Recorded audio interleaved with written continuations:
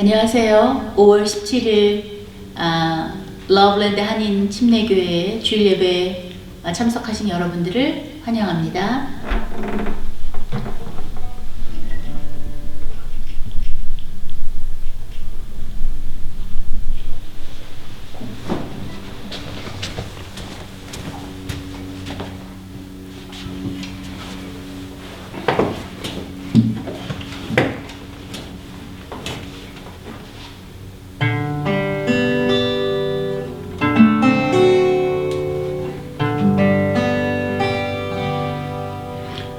I don't know about tomorrow.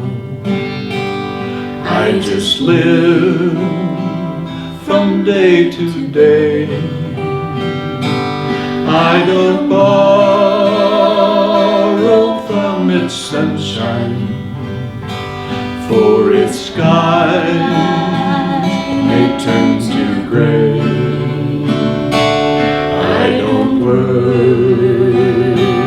o'er the future, for I know what Jesus said.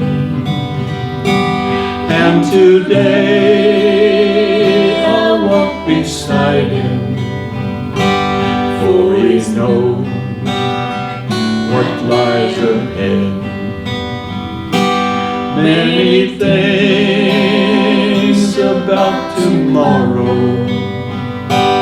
I don't seem to understand, but I know who holds tomorrow, and I know who holds my hand. 내일은 잘 몰라요. 하루하루 살아요. 불행이나 유행함도 내 뜻대로 못해요. 험하니 길 가도 끝은 없고 험해요. 주님 예수 발레미사 내 손 잡아주소서.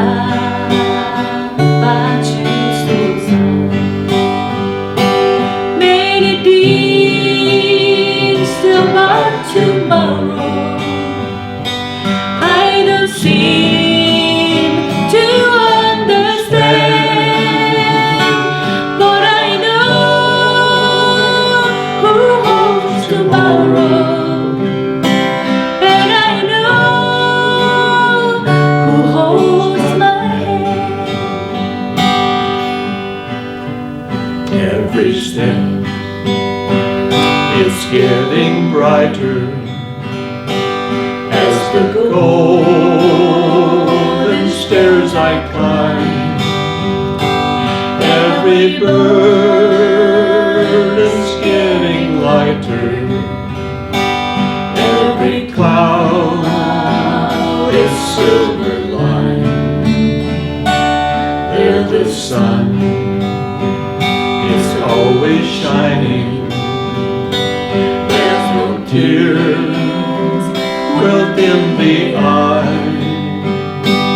At the ending of the rainbow, where the mountains touch the sky,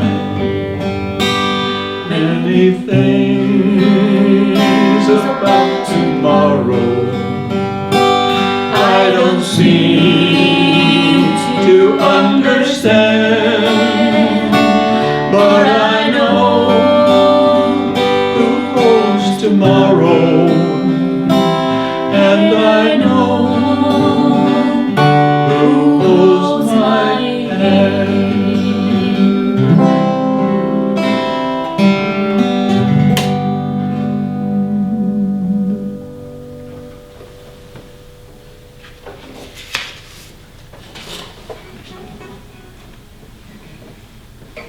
Have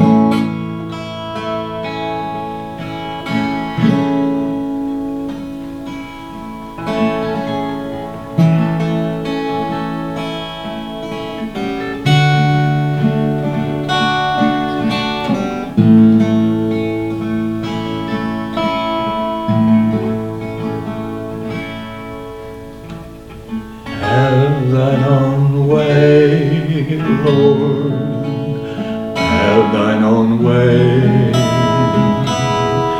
Thou art the potter, I am the clay. Mold me and make me after thy will, while I am waiting, yielded and still. Have thine own way, Lord, have thine own way. Search me and try me, Savior, today. Purer than snow, wash me just now, as in the presence humbly I bow.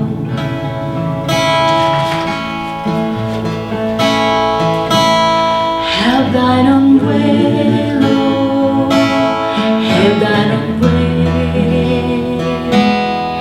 Thou art the potter, I am the clay.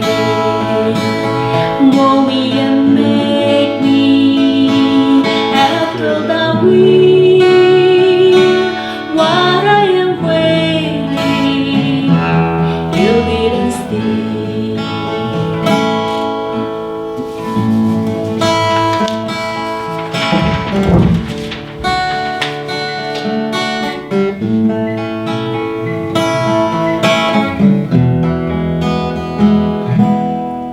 Have thine own way, Lord, have thine own way. Wounded and weary, help me, I pray. Power, all power, surely is thine. Touch me and heal me, Savior divine. Have thine own way, Lord, have thine own way. Pour my being, answer this way. Fill thy spirit, till shall see Christ's only way, living in me.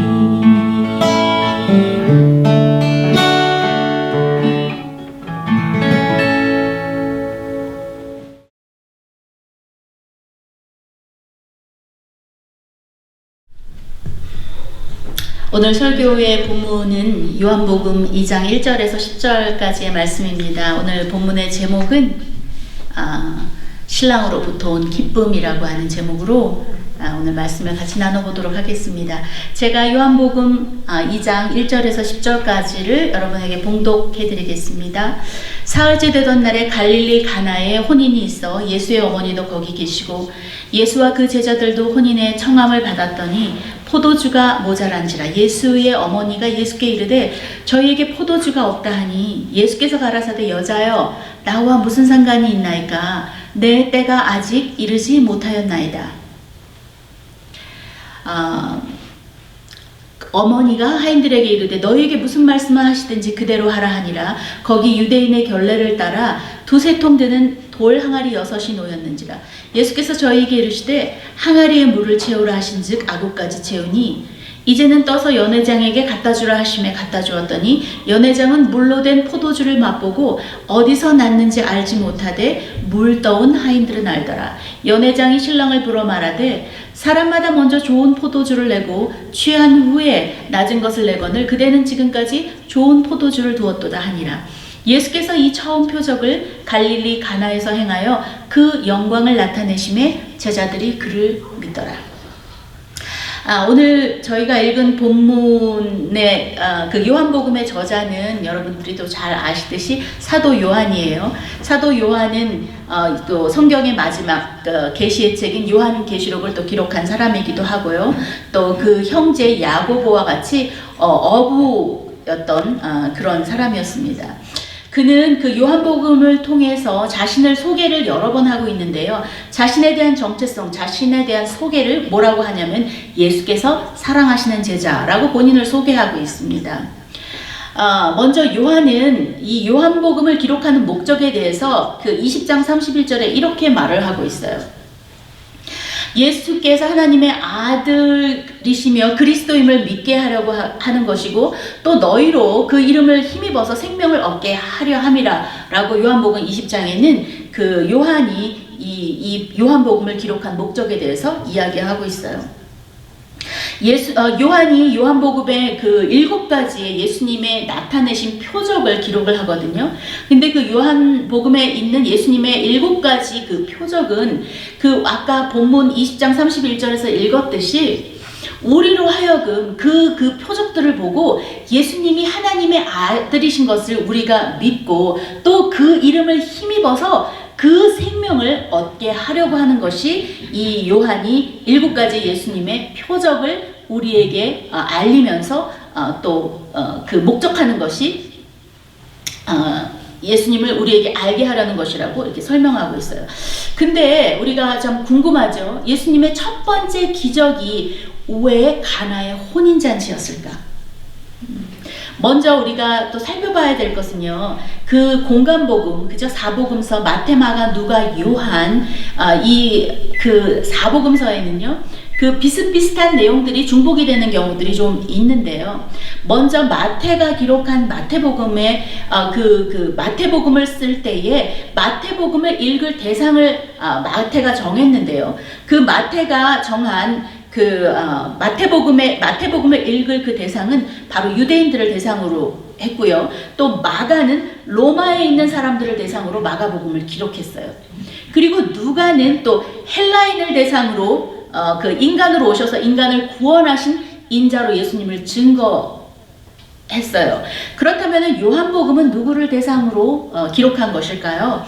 우리가 잘 외우고 또 잘 아는 말씀처럼 요한복음 3장 16절에는 이렇게 말하고 있어요. 하나님이 세상을 사랑하사 독생자를 주셨으니 이는 누구든지 예수를 믿으면 멸망치 않고 영생을 얻게 하려 함이라.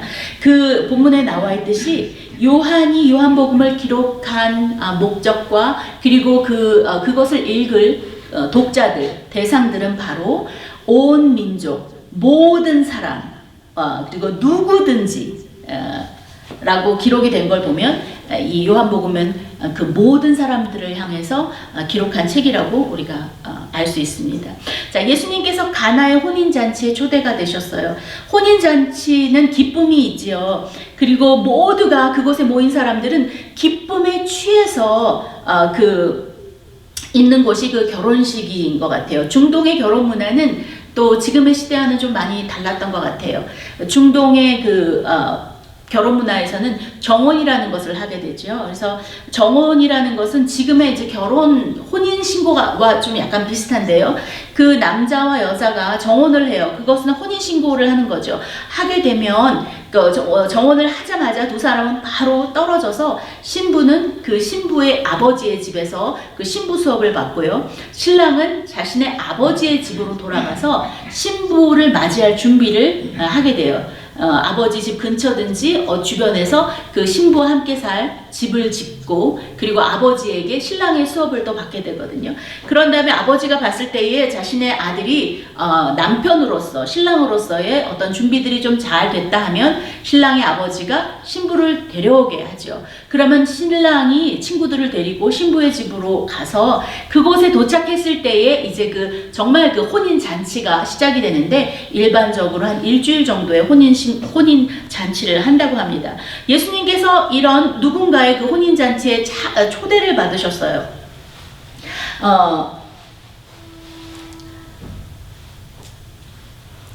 자, 좀 이어서 말씀을 드리면 이제 혼인잔치에 그 신랑이 이제 도착을 하게 되죠. 신랑이 도착함과 동시에 그 혼인잔치가 시작이 되거든요. 자, 보면은요, 신랑은 그 혼인잔치의 가장 중요한 인물이에요. 왜냐하면 신랑이 도착해야 그 혼인잔치, 그 기쁨의 혼인잔치가 시작이 되기 때문이죠. 자, 여러분, 예수님이 우리의 기쁨의 근원이 되시는 분이시죠. 예수님이 우리의 신랑이 되시기 때문에 예수님이 우리의 인생의 혼인잔치에 오실 때 우리에게는 기쁨이 이제 넘쳐나고 우리의 인생에 그 말할 수 없는 그 진정한 기쁨을 우리 인생 가운데 누리게 되는 거죠.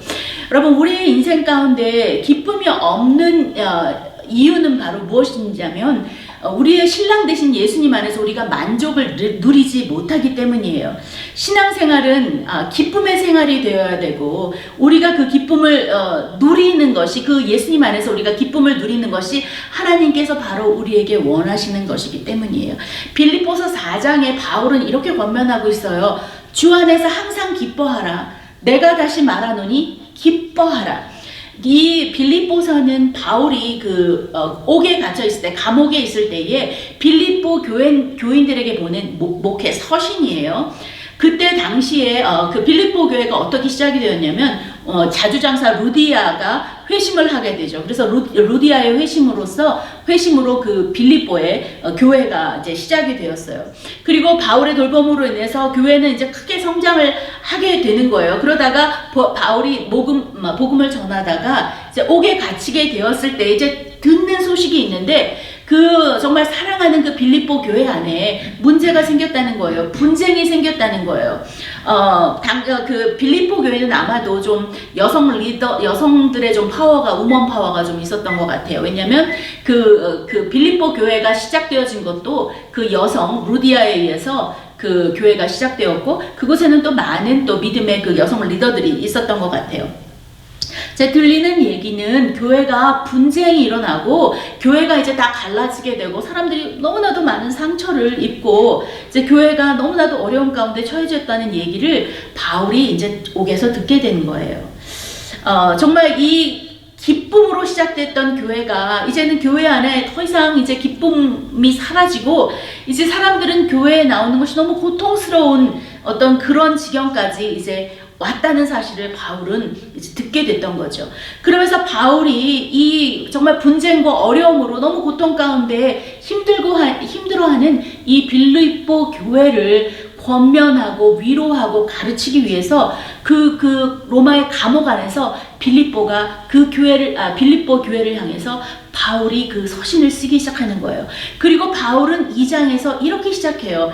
마음을 같이하여 같은 사랑을 가지고 뜻을 합하여 한 마음을 품어 아무 일에든지 다툼이나 허용으로 하지 말고 오직 겸손한 마음으로 각각 자기보다 남을 낮게 여기고 그리고 너희 안에 이 마음을 품으라 곧 그리스도 예수의 마음이니 그는 근본 하나님의 본체이시나 하나님과 동등됨을 취할 것으로 여기지 아니하시고 자기를 비워 종의 형체를 가져 사람들과 같이 되셨고 사람의 모양으로 나타나셔서 자기를 낮추시고 죽기까지 복종하셨으니 곧 십자가에 죽으십니다. 여러분, 교회는 그리스도의 마음을 품은 자들이 함께 모여서 하나님을 예배하는 모임이죠. 그곳에는 각자가 가진 어떤 모양으로 비록 모였지만 그들 각자의 모양 가운데 한 가지 동일한 목적을 가지고 그들이 모였는데 그것은 바로 뭐냐면 예수님의 마음을 품은 자들이며 그리고 예수님을 닮아가고 또 예수님 안에서 자라기를 원하는 자들의 모임이라는 그 공통된 사실이 있는 것이죠. 여러분, 우리가 교회 안에서 그 만족과 기쁨과 또 그 천국을 경험하게 되면 얼마나 좋겠어요. 그러나 교회에 모인 우리는 서로 각자 다른 믿음의 모양들을 가지고 있고 경험과 그리고 삶의 역사가 모두 각자가 달라요. 그리고 분명한 것은 우리는 죄된 속성을 가지고 있다는 사실이고 우리는 정말 불완전한 존재라는 사실이기 때문에 불협화음이 나는 것은 정말 당연한 일이 아닐 수가 없는 거죠. 그러나 그런 불완전한 인간의 모임인 교회가 한 마음으로 하나님의 뜻을 향해 나갈 수 있는 유일한 방법은 바울이 이 빌립보서에서 제시하고 있는데, 그건 바로 그리스도의 겸손한 그 모습을 본받는 태도라고 권면해주고 있는 것이죠. 예수님께서는 죽기까지 자기를 낮추시고 또 복종하셔서 우리가 그 예수님의 그 겸손하신 모습을 기억하고 본받을 때 우리는 비로소 하나의 완전한 연합을 이룰 수 있다라는 말씀인 거죠. 그 또 17, 18절에 바울은 또 이렇게 이야기하고 있어요. 나는 기뻐하고 너희 무리와 함께 기뻐하니 너희도 기뻐하고 나와 함께 기뻐하라. 서로가 서로에게 자신을 낮추는 그 겸손이 바로 믿음의 꽃이 아닐까 생각해요. 자, 이제 그 한창 잔치가, 혼인잔치가 무르익을 때 문제가 생겼어요. 자, 이 포도주가 이 잔치의 가장 중요한 잔치의 흥을 돋구고 잔치의 가장 하이라이트라고 할 수 있는 포도주가 이 잔치에서 떨어졌어요. 그 포도주라는 중동에서의 포도주의 개념은 그 음료수의 개념이죠. 우리처럼 이렇게 독주로 마시는 그런 알코올의 개념보다는 이제 음료수의 개념이 더 크죠. 자, 그 한창 그 잔치가 무르익었을 때에 포도주가 떨어진 거예요. 그런데 그 사실을 누가 먼저 알았냐면 주인도 아니고 그 파티를 준비하는 연회장도 아니었어요. 그것을 알아차린 사람은 마리아의 그 예수님의 어머니 마리아였어요. 마리아와 예수님과 그 몇몇 제자들은 지금 그 손님의 신분으로 잔치집에 와 있는 거예요. 그럼에도 불구하고 마리아는 손님임에도 불구하고 그의 마인드는 정말 섬기는 것, 그리고 주변을 돌아보고 배려하는 그런 마음의 심성을 가지고 있던 분이었던 것 같아요.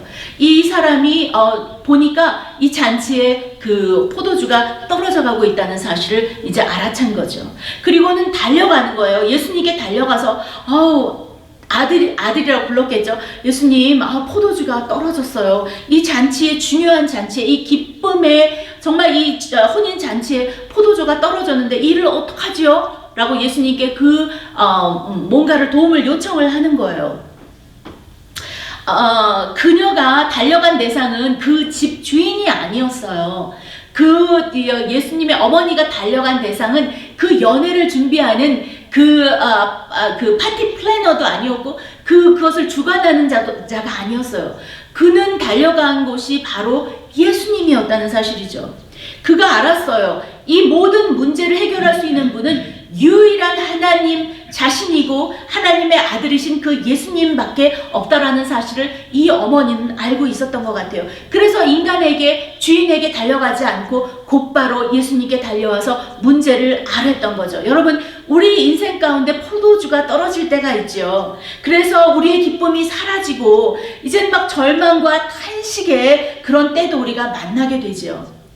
그러나 우리가 곧바로 그런 포도주가 떨어져서 우리 인생의 포도주가 떨어지고 그 기쁨을 더 이상 누릴 수 없는 그런 문제가 우리 앞에 다가올 때에 우리는 그 문제를 가지고 사람이 아니고 경험을 가진 많은 자가 아니고 어떤 누군가가 아닌 바로 예수님께 달려오는 그리하여서 우리가 가진 문제를 예수님께 아뢰는 그런 믿음이 우리에게 필요하지 않을까 싶습니다.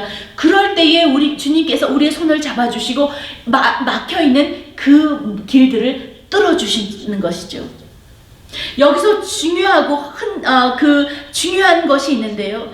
흔들리지 않는 견고한 그 기쁨을 유지할 수 있는 중요한 요소는 바로 그 믿음이라는 사실이에요. 변치 않는 믿음. 왜냐하면 마리아는 그 예수님이 누군지 잘 알고 있었던 거죠. 그 신뢰할 수 있는 분, 믿을 수 있는 분, 의지할 수 있는 그 유일한 분, 그 믿음의 대상이 예수님이란 사실을 마리아는 너무나도 잘 알고 있었던 거죠. 그러나 예수님께서 간절하게 요청하는 어머니 마리아에게 대답을 하시는데, 여자여, 이것이 나와 무슨 상관이 있습니까? 내 때가 아직 이르지 않았습니다. 라고 하는 어떤 대답에서 우리는 어떤 것을 느낄 수 있냐면, 예수님의 대답이 좀 너무 차지 않나 라고 하는 그런 그 마음들을 좀 느끼게 되는데요. 그럼에도 불구하고 거절과 같은 그런 분위기 안에서도 불구하고 마리아의 다음에 태도를 보면 참 깜짝 놀라지 않을 수가 없어요. 그 마리아는 그런 어떤 거절과 같은 그런 예수님의 대답 가운데도 불구하고 그 실망하지 않고 그는 하인들에게 달려가서 이렇게 말을 해요. 자, 이제 예수님께서 뭔가를 너희들에게 명령하시고 말씀하실 때 너희는 그저 순종하기만 해라 라고 하는 말을 그 하인들에게 하는 거죠. 여러분 안에 있는 그 환경들, 그리고 뭐 거절당한 어떤 그런 상황들 때문에 실망하지 않으시기 바랍니다. 그 현실에 막혀있는 문제 앞에서 너무 기막혀 하지 않으시기를 바라요. 마리아가 비록 예수님께 원하는 대답을 속히 듣지는 못했지만 그가 믿는 것, 그건 뭐냐면 예수님의 성품, 예수님의 속성, 예수님이 어떤 분인지를 너무나도 잘 알고 있었던 마리아는 그 어떤 거절과 같은 대답이 하나도 상처가 되지 않았고 그것이 어떤 절망이 되지 않았어요. 왜냐하면 그분을 신뢰하고 믿었기 때문에. 우리가 주님의 속성, 그분의 성품을 아는 것이 얼마나 중요한지 몰라요. 하나님을 우리가 오해하지 않기를 바랍니다. 만약에 우리가 빨간 안경을 쓰고 보면 모든 것이 빨간색으로 보여지는 것처럼 우리가 믿는 하나님, 그리고 변치 않는 그분의 성품을 우리가 신뢰한다면 지금 당장 우리 눈앞에 벌어지는 그 문제 가운데서도 지금 우리가 그 폭풍 안에 있을지라도 우리는 잠잠한 평강을 누리게 될 수 있을 거예요. 여러분, 누군가의 포기하지 않는 그 믿음, 하나님은 우리에게 그런 절대적인 믿음을 요구하시는 거죠. 여러분, 오늘 내가 정말 이 시간에 이렇게 있는 것, 그리고 여러분이 여러분의 자리에서 그 믿음을 지키고 있을 수 있는 것은 그 나를 위해 포기하지 않고 기도하지 않고 실망하지 않고 끝까지 하나님을 성품을 신뢰하며 기도하고 중보했던 누군가의 사랑으로 인해서 우리가 이 자리에 있다는 사실을 잊지 않으시기를 바랍니다. 여러분, 죽을 것처럼 고통스러운 그 순간에, 그리고 모든 것을 다 놓아버리고 싶은 그 순간에도 우리에게 무언가 이길 수 있는 힘이 있고, 그리고 우리에게 지혜가 떠오르고, 그리고 막혔던 같던 길들이 열어졌던 우리 인생의 경험들의 뒤에는 나를 포기하지 않고 뒤에서 기도하며 지지하며 그리고 우리를 치유해 주던 그 믿음의 친구들이 우리 주변에 있었기 때문이라는 사실을 우린 절대로 잊으면 안 될 겁니다. 아버지 집에 기쁨이 멈추지 말아야 될 거예요. 우리의 삶의 기쁨이 멈추지 않게 되기를 여러분 축원합니다. 누군가의 기도와 믿음의 격려가 나를 살렸듯이 나도 누군가에게 그런 자가 되어져야 될 것입니다. 누군가의 기쁨이 멈춰지지 않도록, 누군가의 기쁨이 멈추어서 절망과 슬픔 가운데 있지 않도록 우리는 끊임없이 그 사랑의 빚을 누군가에게 계속하여 갚아야 할 것입니다. 여러분, 야곱은 그 하나님의 천사와 밤이 새도록 씨름을 했어요. 나를 축복하시기 전에는 절대로 못 가십니다. 그리고 그 하나님의 천사를 놔주지 않았어요. 이런 끈질긴 믿음의 끈질김이 우리 가운데 있어야 하지 않을까요? 믿음의 사람, 그 끝까지 포기하지 않는 믿음, 그리고 어떤 상황에서도 흔들리지 않는 믿음을 가진, 그리고 예수님이 반드시 그것을 이루어 주신다는 확고한 신앙을 붙드는 간절함이 여러분 가운데 있게 되기를 진심으로 축원합니다. 여러분, 마지막으로 신앙생활의 기쁨을 유지하는, 그 혼인잔치의 기쁨을 유지하는, 비록 포도주가 떨어지더라도 우리 신앙생활의 기쁨을 유지하는 중요한 요소가 한 가지가 있는데요. 그것은 바로 순종이죠. 기적은 우리의 순종에서 시작이 됩니다. 하인들은 예수님의 명령에 두말 없이 순종했어요. 맹물을 떠서 연회장에가 이렇게 가져다 줄 때 분명히 그 하인들은 내가 지금 뭐 하는 짓이지? 왜 빈 물을 들고 이렇게, 그것도 깨끗한 물이나 뭐 먹을 수 있는 물이 아니라 손 발을 닦는 그런 더러운 물, 그 밖에서는 말이나 나귀들이 목을 축이는 그런 물을 떠서 그 연회장에다 갖다 주는 그 하인들의 그 마음이 어땠을까요? 조금은 황당하고 어이없었을 것인데 어떤 생각을 가졌든지 속으로 비웃었던지 간에 하나님은 우리의 태도, 순종하는 태도를 보신다는 사실을 잊지 않으시기 바랍니다. 순종하는 자가 누리는 축복은 생생한 기적의 경험을 눈으로 보고 귀로 듣고 또 만질 수 있는 살아있는 경험을 누리게 되는 복을 가지게 되는 거죠. 9절에 이 물을 연회장에다 가져다 주니까 연회장은 이것이 어디서 났는지 너무 모르는 거예요. 의아한 거예요. 그러나 성경에 이렇게 말을 하고 있어요. 그러나 하인들은 그 기적이 어디서 나왔는지 알더라. 연회장은 이 모든 연회의 책임자고, 이 사람들은 물건이 들고 나가는 것을 다 알아야 하는 사람이에요. 그러나 보잘것없고 단지 심부름꾼에 불과한 하인들은 그것이 어디서 난지 알았던 거죠. 정말 이 차이는 너무나도 놀라운 차이가 아닐 수가 없는 거예요. 신앙생활을 하는데 우리가 하나님을 경험하고 하나님을 느끼지 못하는 신앙생활을 한다면 마치 연회장과 같은 그런 어디서 났는지도 알지 못하고 이게 어디서부터 오는 건지도 감을 잡지 못하는 그런 믿음의 신앙생활을 하지 않을까요? 뜬구름을 잡는. 그러나 비록 정말 보잘것없는 신분이었지만 하나님을 경험하고 인생 가운데 그 하나님의 은혜를 경험한 사람은 정말 그 믿음의 뿌리를 확고히 내리고 흔들지 않는 그런 믿음을 가진 자가 될 거라고 분명히 생각합니다. 저는 25세 선교사로 헌신해서 풀타임의 목회자의 삶을 지금까지 살고 있습니다. 25살 하나님 앞에 헌신할 때 하나님, 나의 먹고 사는 것을 위해서 나는 내 삶을 이제 살지 않겠어요. 하나님, 정말 하나님께서 내 삶을 책임져 주시고 하나님이 주시는 것만 먹고 하나님이 누리게 하시는 것만 누리면서 제가 살겠습니다 라고 하는 약속으로 저 하나님 앞에 풀타임으로 제 인생을 시작했어요. 하나님께서 저의 헌신을 받으시고 저를 훈련시키기 시작하셨는데 정말 가장 힘든 훈련 중에 하나는 바로 재정훈련이었던 것 같아요.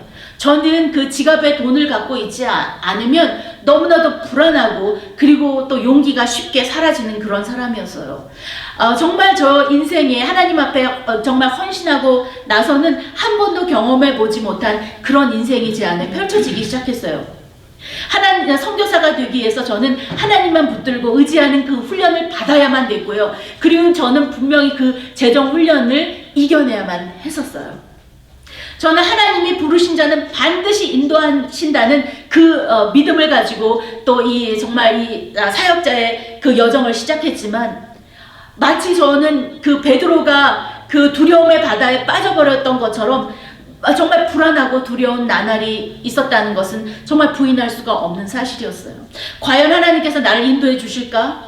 그렇게 믿는다고, 하나님을 믿는다고, 신뢰한다고 말하면서도 그 현실 앞에서는 늘 작아지고 또 주눅이 드는 그런 그 시간들을 보냈습니다.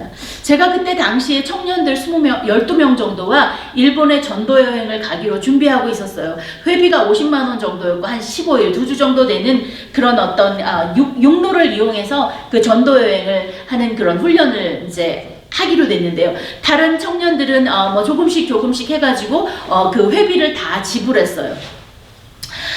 월요일 아침에 이제 비행기가 출발을 해야 되는데 여행사에서 이제 제가 그걸 담당하고 있었기 때문에 저에게 연락이 계속 오는 거예요. 아니 정말 당신만 지금 회비를 내지 않았어요. 다른 사람들은 다 지불했고 지금 티켓도 다 샀는데 당신 티켓만 지금 끊지 못하고 있는데 정말 그 월요일날 당신 출발하실 거 맞습니까? 이렇게 저한테 계속 묻는 거예요. 네, 저 월요일날 출발하니까 정말 미안해요. 그 티켓을 좀 킵 좀 해주세요. 제가 반드시 돈을 지불하겠습니다. 근데 내일이 월요일이에요. 오늘은 주일 예배를 마치고 그래도 제 수중에 정말 그 돈이 없는 거죠. 내일 당장 아침에 그 일본으로 그 전도여행을 떠나야 되고 다른 그 형제자매들은 이미 준비를 다 마친 상태, 누구에게도 말을 하지 못하고 너무나도 고민하는 시간을 가졌어요. 하나님 앞에만 그 부르짖고 누구에게도 말하지 않는 그런 시간이었죠. 주일날 밤 10시쯤이 됐어요. 정말 하나님 진짜 하나님께서 주시지 않으면 저는 그 포기해야 됩니다 하면서 저 교회에서 한 10시까지 캄캄한 교회에 앉아서 제가 기도를 하고 있었어요. 마침 어느 집사님이 이제 집에 돌아가시다가 교회당에 불이 좀 켜져 있으니까 저 확인하려고 교회로 들어오셨어요. 근데 저를 보고 너무나도 깜짝 놀라시는 거예요. 어떻게 이렇게 있냐고. 그래서 제가 기도 제목이 있어서 제가 좀 기도하려고 해요. 이렇게 그분에게 얘기했는데 이분이 뭐라고 하시냐면 이상하네요. 오늘 아침에 예배 드릴 때에 자매님 생각이 이렇게 나더라고요. 근데 뭔지 모르게 하나님께서 제 마음 안에 그 자매님에게 뭔가 헌금을 하라고 하시는 그런 마음이 드는 것 같았어요. 제가 마침 여윳돈이 50만 원이 있어서 하나님 앞에 기도하고 있었는데 근데 자매님이 떠오르더라고요. 근데 그냥 잘못 들었겠지 하고 집에 돌아갔어요. 근데 이제 마침 지나가다 불이 켜져서 들어와서 보니까 어머, 자매님이 여기 있네요. 아무래도 하나님이 오늘 아침에 예배 가운데 저한테 말씀하셨던 것이 뭐가 있는 것 같아요. 자매님 저한테 기도 제목을 좀 나눠보세요. 그러면서 저한테 이야기를 하셨어요. 저는 확실하게 믿었죠. 하나님께서 이 사람의 이 통로를 통해서 나한테 공급을 하려고 하시는구나. 그래서 제 기도 제목을 나눴어요. 내일 아침에 제가 7시에 일본에 전도여행을 떠나야 되는데 아직 주님 앞에 회비를 구하고 있습니다. 그분 집사님이 얼마나 기뻐하시는지, 하나님이 이런 정말 정확한 하나님의 음성을 들었다는 것과 자신의 재정이 정말 하나님의 나라를 위하여 이렇게 온전하게 드려지는구나 라고 하시면서 이분이 마침 주일날 이후에 은행에 가서 돈을 혹시나 몰라서 찾아놨었는데 그날 저한테 50만 원을 주시면서 내일 전도여행을 잘 다녀오세요 라고 하면서 저에게 주었던 그런 경험이 있습니다. 정말. 그리고 전 다음날 그 여행사에 연락을 해서 공항에서 50만 원을 지불하고 저는 청년들을 데리고 15일간 일본의 전도 여행을 다녀올 수 있었습니다. 저는 계속해서 이 재정훈련을 받았죠. 하나님은 저에게 모든 공급은 주님을 통해서만 가능하다라는 그 훈련을 저에게 가르쳐 주셨고, 사람을 의지하는 것이 아니라 하나님께만 그 믿음의 뿌리를 둔다면, 그리고 사람의 종이 아닌 하나님의 종으로서 사람들을 사랑하고 섬길 때에 하나님께서 하나님의 사람들을 통해서 그 복을 흘려보내주신다는 것을 저에게 철저하게 배우게 하신 사건이었죠. 그 경험, 그 정말 놀라운 하나님의 경험을 통해서 저는 정말 믿을 수 없는 그런 정말 그 믿음의 어떤 진보들이 제 안에 일어나기 시작했어요. 여러분, 사람들은 보여주면 믿는다고 말해요. 그러나 여러분, 믿을 때 볼 수 있게 되는 거죠. 그죠? 물고기 잡는 전문가인 베드로가 밤새도록 물고기를 잡지 못했지만 그 어부도 아니신 비전문가 예수님께서 깊은 곳에 가서 그물을 내려라 라고 하는 너무 상식적인 말씀을 하실 때에 그는 그것을 비웃지 않고요. 내가 말씀에 의지해서 그물을 내리리이다 라고 하는 순종의 태도가 그 베드로의 인생에 놀라운 기적을 경험하게 만들었다는 사실을 기억하시기 바랍니다. 그리고 그는 그물을 던지고 예수님을 따라갈 수 있는 정도의 그 믿음을 가지게 되는 거죠. 여러분, 예수님을 삶에서 경험하지 않고 어떻게 예수님을 믿고 따라갈 수가 있겠어요? 여러분, 나의 느낌, 나의 지식, 나의 생각, 나의 경험을 따라 순종하는 것이 아니라 하나님의 말씀에 의지해서 그 하나님의 말씀이 내게 임할 때에 그 말씀을 의지하여 순종하게 될 때 우리의 인생 가운데 놀라운 기적을 경험하게 되죠. 여러분, 그 하늘나라의 놀라운 신비, 십자가의 능력의 비밀을 아는 사람은 말씀에 순종한 자들이 누리는 축복이었던 것이죠.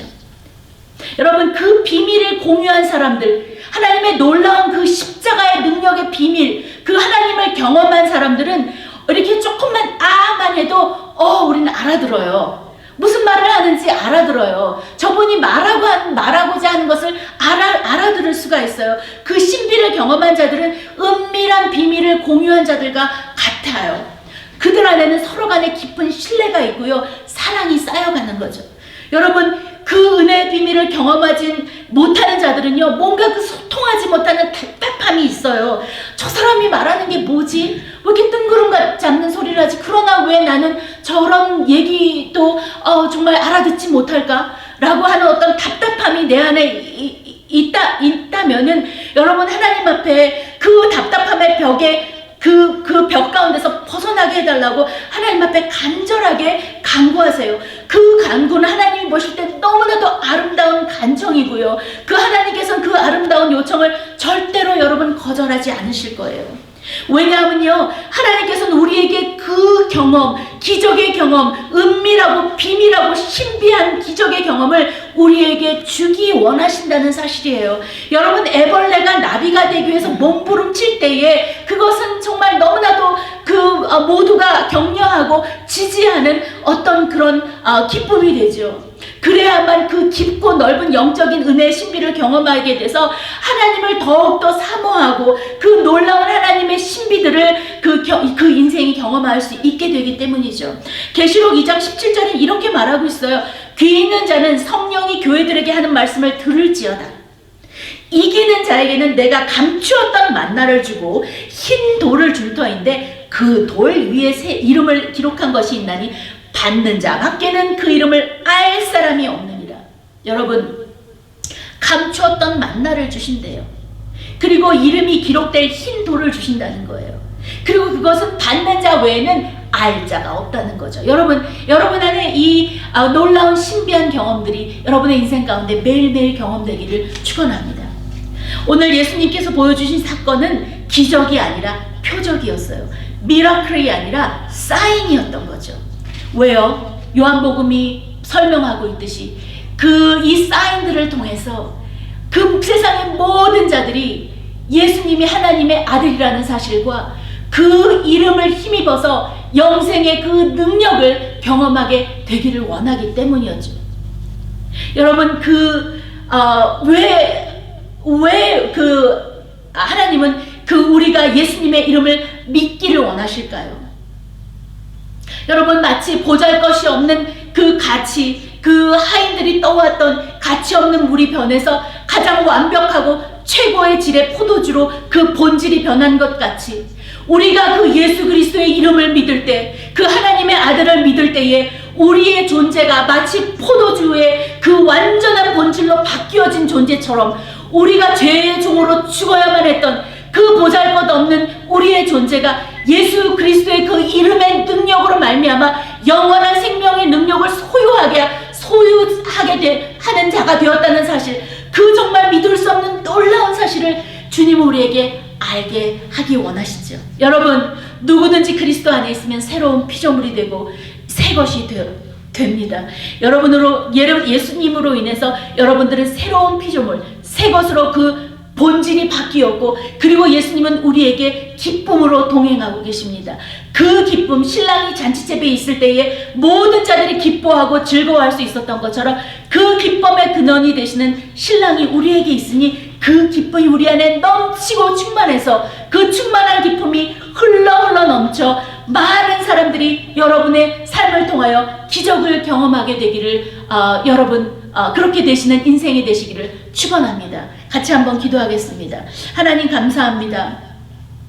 하나님, 보잘것없는 물이 정말 너무나도 가치 있는 그 포도주로 그 본질이 바뀌었던 것처럼 그 예수 그리스도의 이름으로 인하여 정말 죄의 종으로 죽을 수밖에 없던 우리 보잘것없던 인생이 정말 그 예수님으로 인하여서, 그 이름으로 인하여 정말 그 놀라운 하나님, 정말 하나님의 자녀가 되고 놀라운 하나님의 정말 유업을 받는 그런 하나님의 양자가 되는 축복을 우리에게 허락하여 주시니 감사합니다.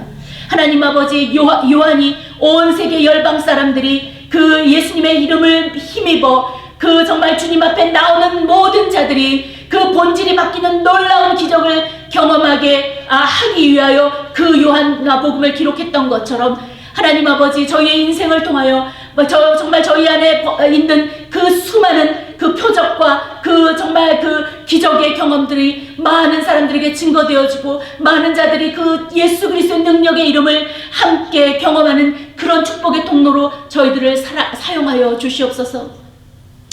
지금은 우리 주 예수 그리스도의 그 크신 은혜와 하나님 아버지의 무한하신 사랑과 성령님의 감화 감동 교통하심이 이 시간에 정말 예수님의 기적의 그 경험을 가지고 많은 자들에게 정말 그 기적을 베푸는 어떤 그런 복된 통로가 되기를 작정하는 사랑하는 성도 한 사람 한 사람 가운데 영원히 함께 계시기를 축원하옵나이다.